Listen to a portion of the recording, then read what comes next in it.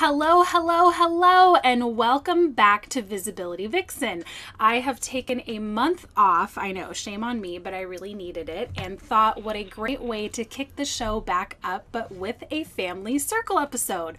I know I haven't done one for you guys in a while, and it's just been kind of crazy with everything going on, but we are in the RV. We are in Pismo Beach, California, and we could not think of a better time or location to start talking about and launching Podcasting Month. So this is very exciting. This is a totally new topic for me. So it's been a year and a half of systems, branding, video, and live streaming. And now just for this month, we're going to be talking about podcasting because as you guys know, since you've been here with me from the very beginning, Visibility Vixen has been an experiment in terms of a podcast. I had no idea where I was going, what I was doing, if anyone would ever come onto my show. And it has been such a pleasant surprise to see the show grow and the following grow and the guests we've been able to get here on the podcast. So today's episode, since my parents are here, I want to focus on becoming a powerful thought leader in your industry. Because if you don't put in that personal work, and I personally believe that your podcast has to be purpose-led, then there's no way that it's going to start growing and becoming successful because there's no there's no driving force for people to follow. It's like, oh, okay, yeah, they're doing a podcast about this, or this, but it can be very boring if there's not that driving mission. So we're going to be diving into this today. We are live streaming this at the same time, so people in the group are hopefully going to be checking in and saying hi and asking any questions that they have. But in the meantime, Mama, Dad, why don't you guys catch us up on what you've been doing and how you've been growing? So I can't talk about underwater basket weaving? That's not for this podcast. Okay, sorry. All right. Not for this I was one. confused. All right. That's another podcast. Another podcast. Yeah. Okay. Not You're on doing my that show. by yourself. Yeah, not on my show. Okay. I'll call Angie and make her do it on her show. Oh, good. Okay. Yeah. I've written a number of plays over the years, quite some time ago. And then I went into a wasteland of writing because I wrote a screenplay that was a disappointment to me. And then you let time go by and you have negative self-talk, etc. So the work that I've done on myself in the last year has helped propel me with Arthur's encouragement to write again. So he dug out an old book I had written 10 years ago, and he says, well, I don't know how to self-publish, but I'm going to self-publish this. And I so appreciated it. He was my champion, and he figured it out. We put it on and said, I'm going to do this, but you're going to have to write a sequel, another one. And so I came squarely with, okay, you can do this, you need to do this, this is what you love to do, so do it. And that took a lot of work within my head, heart, and soul. And so I wrote a sequel, and then I wrote another one that is he's about to put together for publishing. So that's what I've been doing. So for those of you that don't know, those are children's books that my mom's been writing in something called the Jenny Adventure series. And the first one was called Christmas Nativity.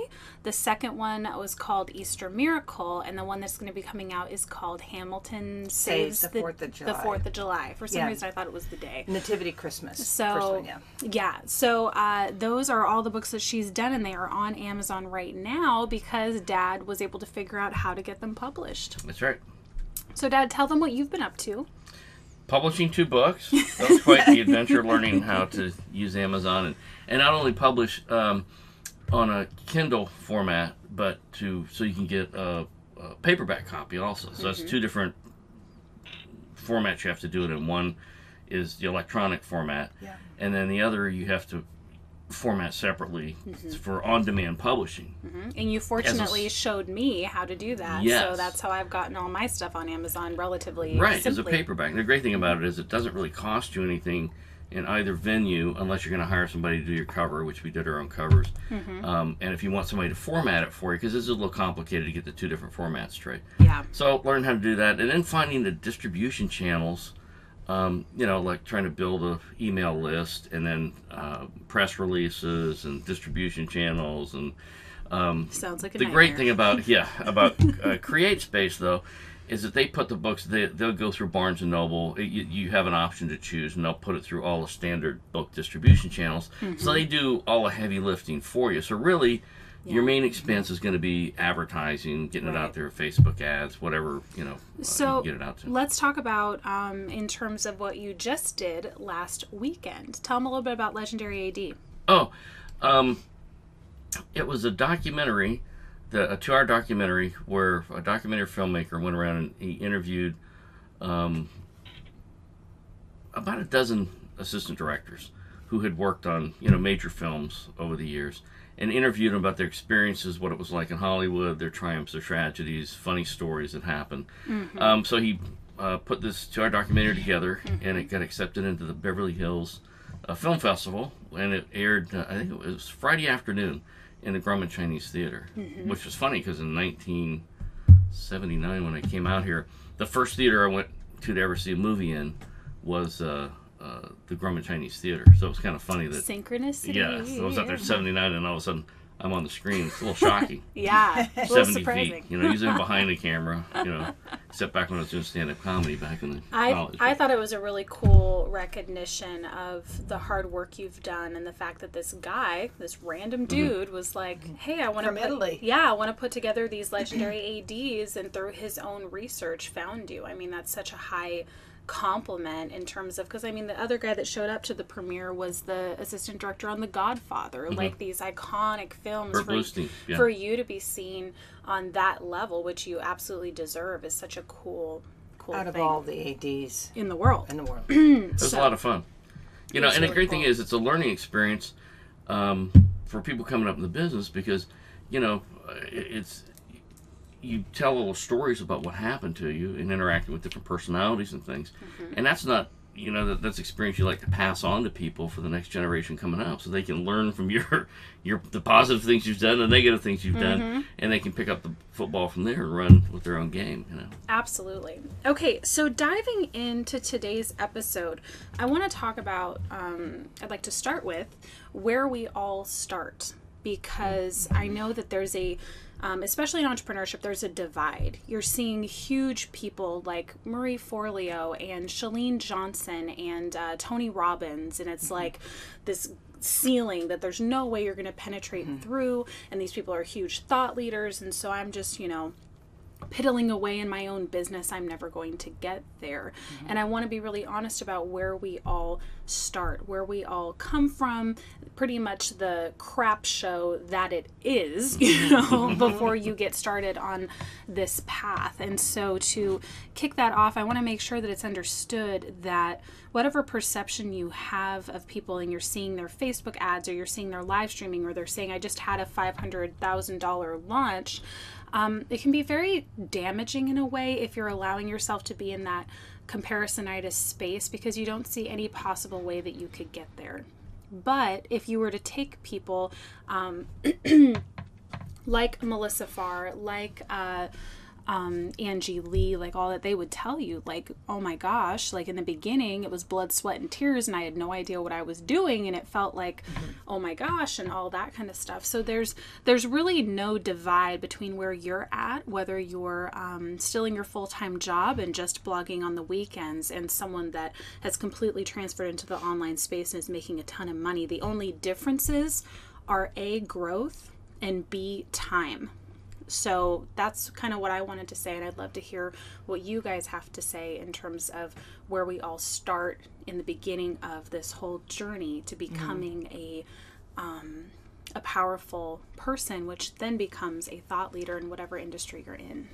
Which is for, ultimately, the goal would be for the betterment of the world, the betterment of people, your listeners.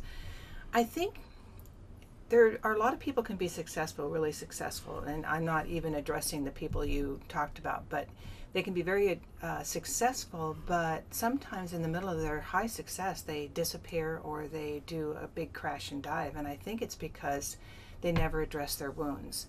And we all have wounds from childhood or college or whatever it might be, and I think that's the work that you do. That's the stuff that you have to look at and do your best to resolve, because it all starts with our response to whatever it is.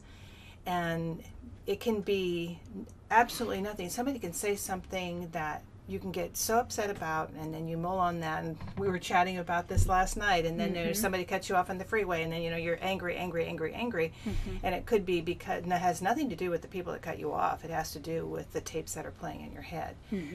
I think when you do that self work, then coupled with what you're passionate about, because the passion is what gets you up, but what trips you up ultimately is your thoughts. So your thoughts from the time you get up until your time to go to bed, where do they go? Do you, like, in the middle of a conversation, you find yourself not even listening to that person because you're playing tapes in the back of your head over and over and over again? And I had a real hard time with that. And so now when and not anymore, but when it does happen, because I'm human, it'll be such a jar to me that I'll go, what the heck is that? And I'll go, oh, it's one of those voices, and those voices are just based on memories. Memories are based on the thoughts that gave us the emotions to begin with. So this might be interesting. Can you compare me at like 2021 organ failure, chronic pain, and what you saw there versus now? Because I've spent a solid 10 years doing this self-work and growth. Right. And for them to be able to see this difference in terms of what world I lived in then and what world I live in now. Okay.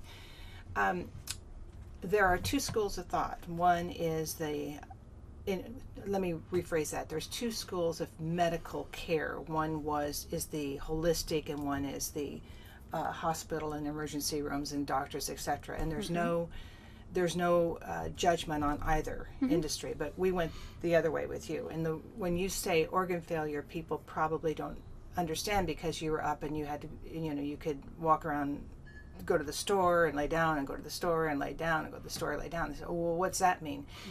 Holistically, because we did the whole medical industry and could find nothing that we could pinpoint to. Holistically, though, when we found the right person to start your care, she was able to, after 30 years of being in that holistic industry and having thousands and thousands of patients, that she could finally do a shortcut around to go, oh, well, when you pass out during work like you did for a good solid hour, it's because your bile duct seized up.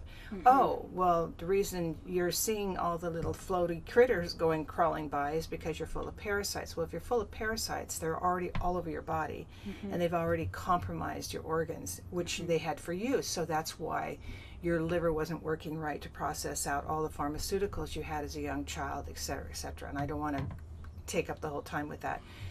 So what you had to do is okay, doctor, what's wrong with me? Take care of me, give me a pill, and go, that's not working. Holistically, what does this mean? Well, people can give you the natural kind of herbs and foods, etc., to help you, but you had to then look at yourself and go, I was a victim over here. I can't be a victim here. You cannot help your body heal without putting on your big girl pants.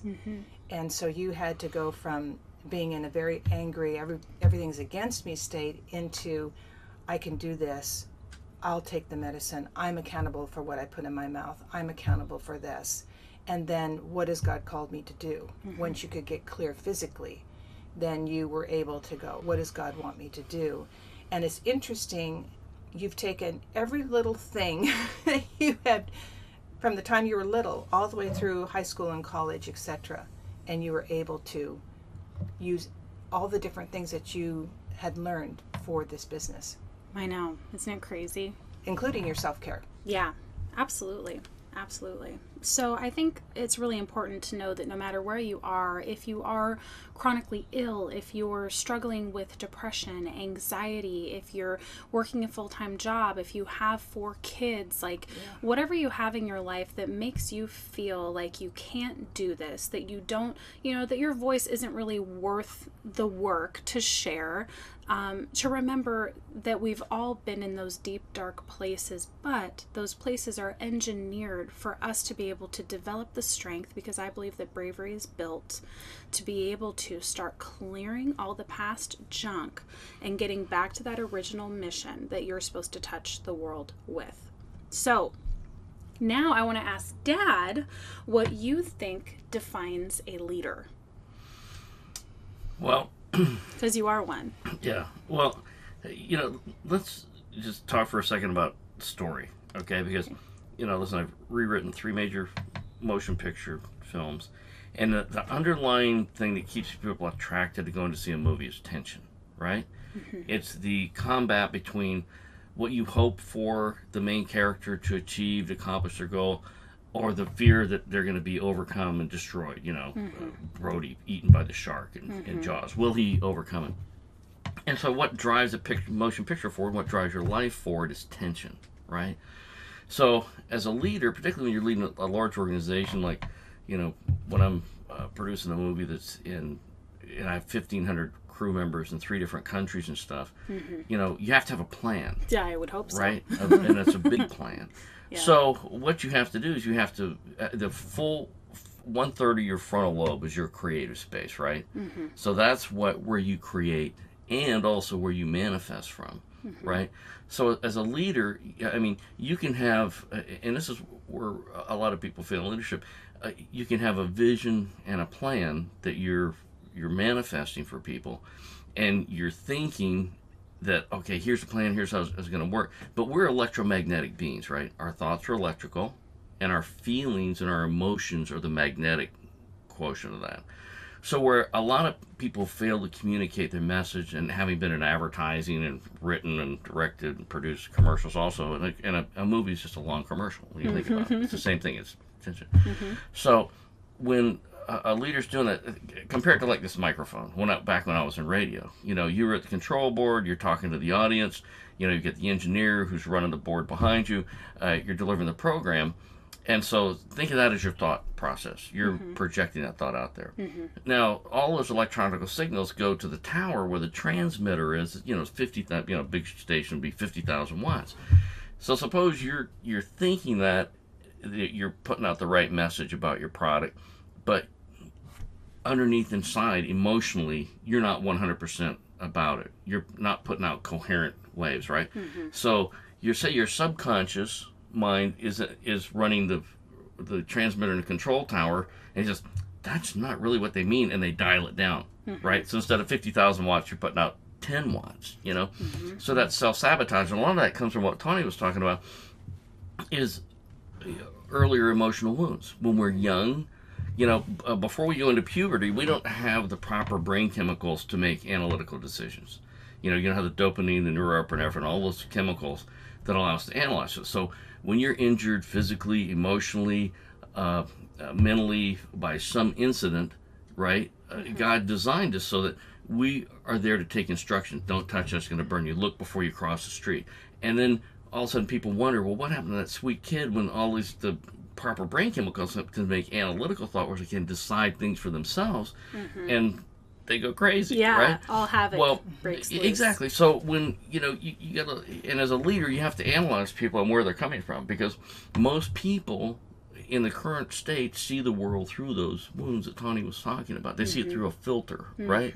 So if they've been injured and they've had terrible emotional damage when they were young, that translates into today. And until you go back and you can deal with those wounds, take some time to meditate, and like when somebody says something to you and that fires you up unreasonably so that you fire off the adrenaline and get angry, the raptor right? until you go back and find out what's that inciting incident that set that off.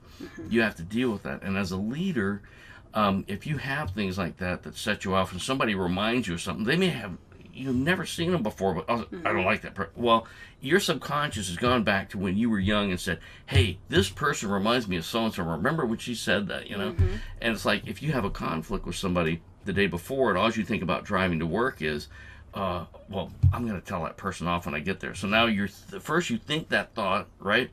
That thought then tells your mind tells your body, okay, produce adrenaline and cortisol because now we're mad, and your body says yes, now we feel mad. So then the brain is always looking at the body, how it's feeling. Oh, the body's mad. All right, let's think some more thoughts that are equal to that emotion. So now you get into a thought loop that you can't get out of. Yeah. So let's break this down for the people that are listening, because if they're not where we are yet, this sounds like right? Yeah. So what we're trying to say is that in order to become a leader, you have to kind of shed the sheep. And what I mean by that is that you have to go back into your past. You have to look at if you are, in chronic illness or anxiety or rage or whatever, understand that it's there for a reason. You are not, like what I like to say is you are not COPD, because there's those commercials that are like, I am COPD. Right. You can't identify with your weakness, for lack of a better term. So you have to go back in time and resolve your past wounds. This is why a lot of people think I'm nuts in my business model, because I have the technical stuff, which is the systems, branding, video, live streaming. But then I have this whole other aspect, which I ask people to start with, which is the life reboot model. Before you do any of my stuff, start with life reboot, because this is what I had to do in order to get where I'm at now. So if you're feeling like this is overwhelming, I don't understand, if you're feeling frantic, don't worry, we're not taking it personally. What that means is that you need to go to visibilityvixen.com/gifts and start with my Manifesting Miracles Challenge. That's going to put you into an educational sequence to help you to start understanding how to dig into this stuff. I'm going to take you through my documentary, Healing Places in America, where you're actually going to watch through video me getting these realizations, me transforming, and then my lowest price course is Life Reboot, and you can take that if you want to dive deeper into this work over 30 days. And if I could just add something, I think it's extremely important to understand that if you're going to have a business and be a leader in something, it has to be for the benefit of the world.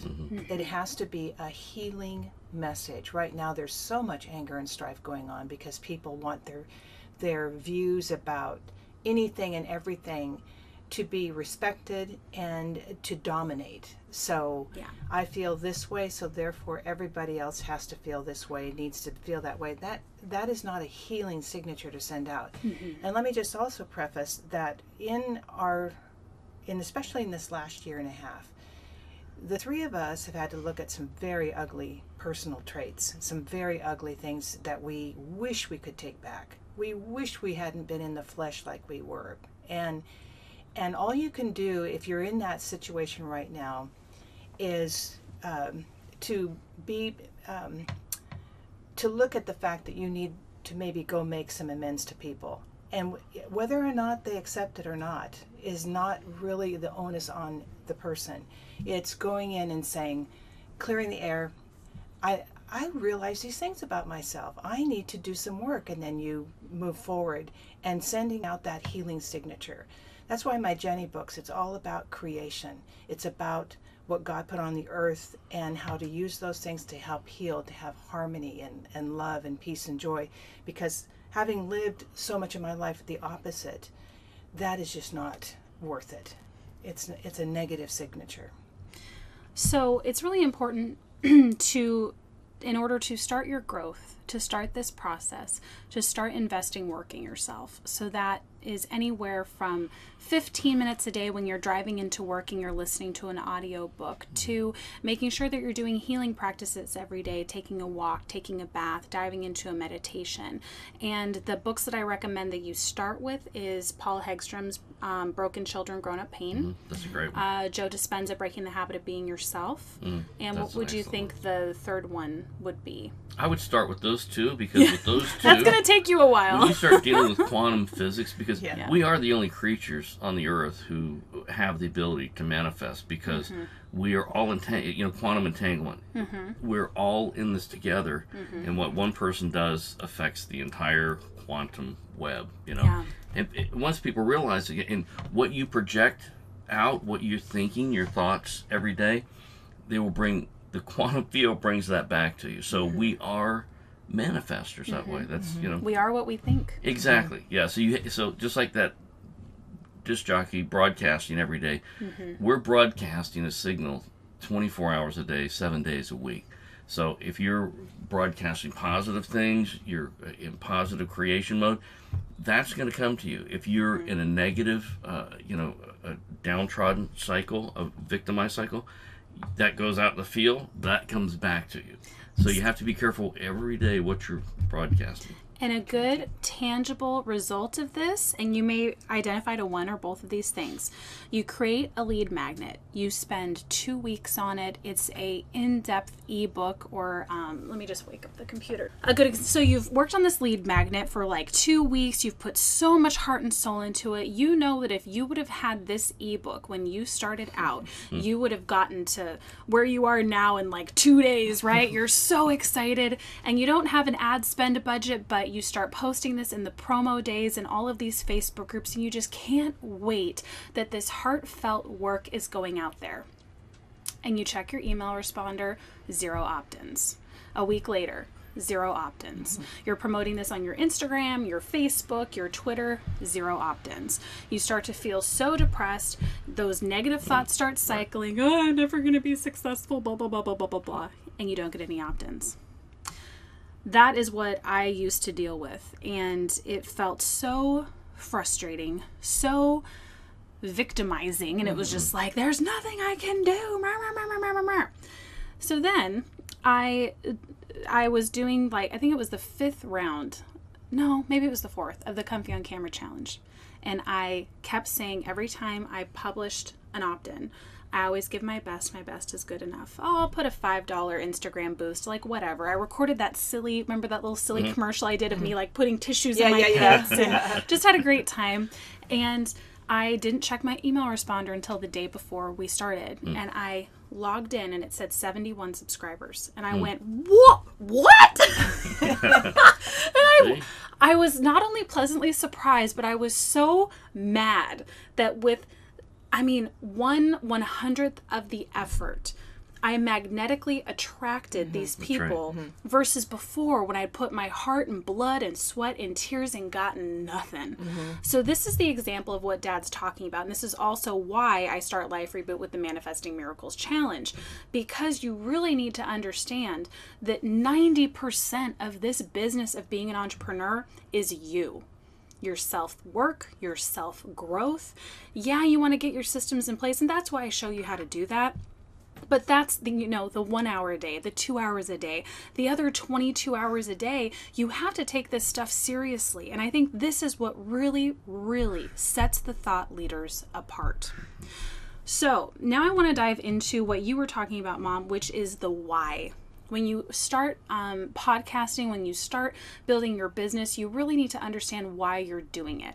And this is the hardest part of my students taking the Comfy on Camera Challenge. I encourage them to look at their big why. And they're like, well, I want to change my family's life, or, oh, I want to, help all the women out there. And I'm like, that's wonderful. This has nothing to do with what I'm talking about. I'm talking about how are you, with your gifts, going to use your revenue or your profit or whatever to actually change the world for the better, to actually raise the frequency of the planet. Some women get this. A lot of women stare at me and are like, what on earth are you talking about?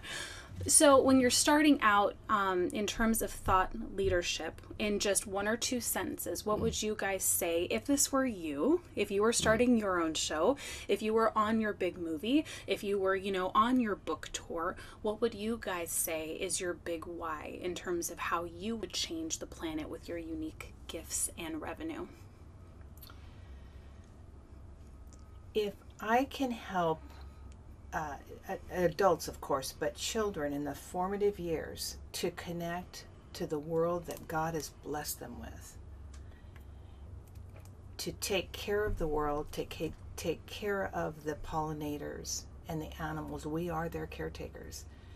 To manifest in their own lawns the things that can feed the animals, the insects, to be able to further the ecosystem, to take care of what we've been given, and to know that they're part of that in a peaceful, joyful way, then that is an amazing thing to me.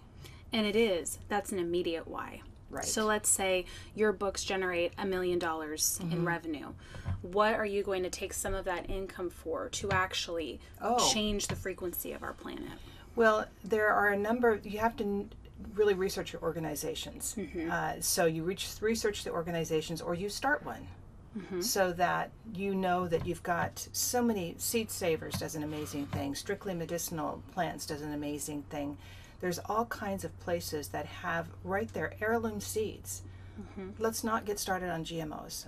So heirloom seeds and organic produce could go in and change our world. We could do victory gardens, things like that, getting the message across to even the people in apartments. You can have your own little victory garden. You don't go buy that tomato that doesn't even resemble a tomato. You go out and look for those seeds that are organic heirloom seeds, and you start that movement right away. And if every person did that in I'm going to help creation to grow, can you imagine?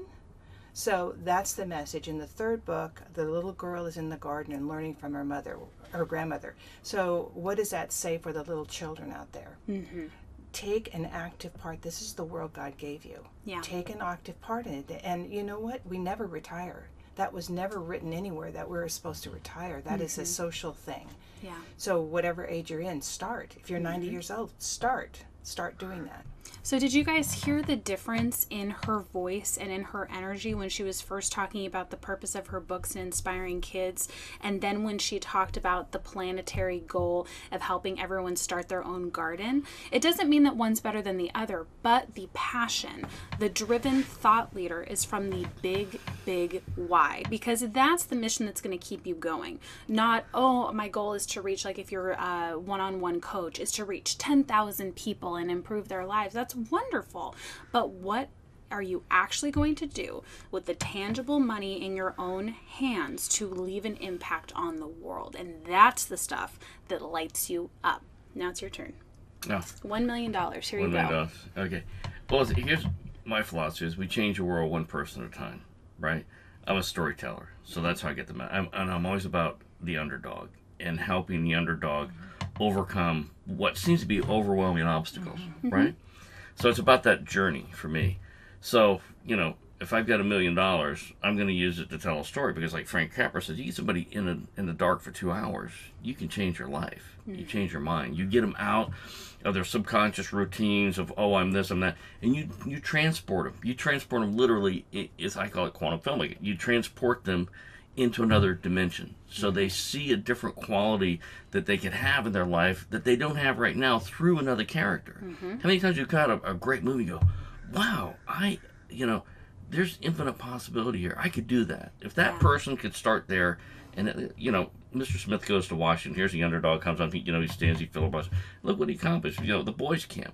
So that's what I'm all about, and I'm all about trying to encourage people to understand how their mind works, because if you've got zero money, the first thing you need to understand is how your mind works, how God entangled us in the quantum field, and how he gave us the power to manifest. How you think, how you act, and how you feel creates your personality, right?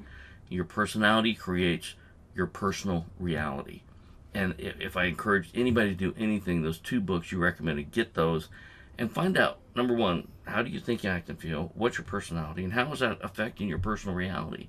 And once you understand those key things and how important your thought process is to manifesting what your goals are, it's life-changing. Absolutely. Yeah. I totally agree, and I think those are amazing points, and I think it's really interesting to hear how you guys would use your money, so that's awesome. So I know that we've gone a little bit longer, and I want to just kind of touch on... Yeah, we're about... I'm listening here. I'll edit this. I'm really feeling into what do people need to hear right now. Okay. We've got 2 minutes. Yeah. Okay. We almost have to pull out. So I see the record coming to pull it. Okay. You guys have been in the Facebook group. You've seen people's reaction to what I've done. This is not lifting me up. This is lifting up what's possible. Why do you think people are more attracted to me now, are more in tune with my mission now than a year ago when I started all of this? Because you're a victor, not a victim mentality. It's all about your mind and how you've changed your mind and how you've been forward thinking, and you've seen yourself in the future, and you see the person you want to become, and everything has focused and gone towards that goal. So I haven't been looking in the past, all the negative things that have happened. Yes. You created, it's like when I write, I have to create a whole new character, right? Mm-hmm. And I envision that character, what it's going to look like in the future. And then I build the whole movie where they start off, they have some Achilles heel, some wound. And then I put them through a series of circumstances that then enable them to see how they can overcome that weakness and become strong. So that's, your story is, that's what you've done. You almost died. You were resurrected, and you saw the new person you could become, and that's the journey you've been on, and that's where you are now. Well, I so appreciate that. And I think to sum this up, to become a powerful thought leader, 1, you have to do the work. 2, you have to wake up and look around you and go, this is disgusting. I don't want to live in this pig pen anymore. Right. Number 3, you have to go through these books. You have to go through and spend time every day in meditation and designing your future. And number 4, you have to get super, super clear after all the muck has been ripped away, what the mission is, who you're going to serve, and how you are going to change the planet. If you can focus on this, imagine the energy and the vibration that will be attracted to not only your business, but your show.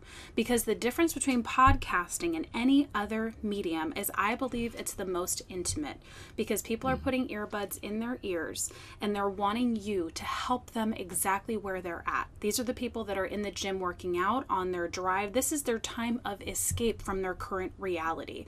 So you have a very serious responsibility and charge to be able to go, okay, let me lift up your heart here and help you with this, because I've done the work, I've gotten rid of my own crap, and I know how to help you get here faster. That's right.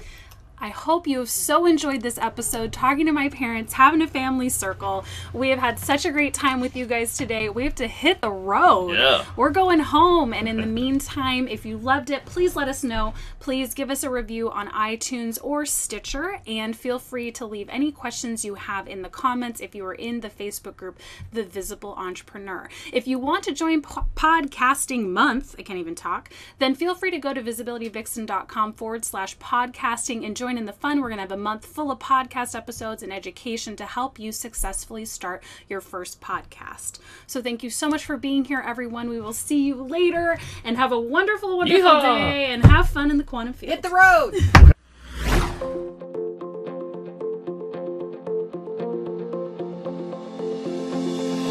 Thanks for listening in today to the Visibility Vixen podcast. Subscribe now and share with a fellow Vixen who wants to start building their visibility.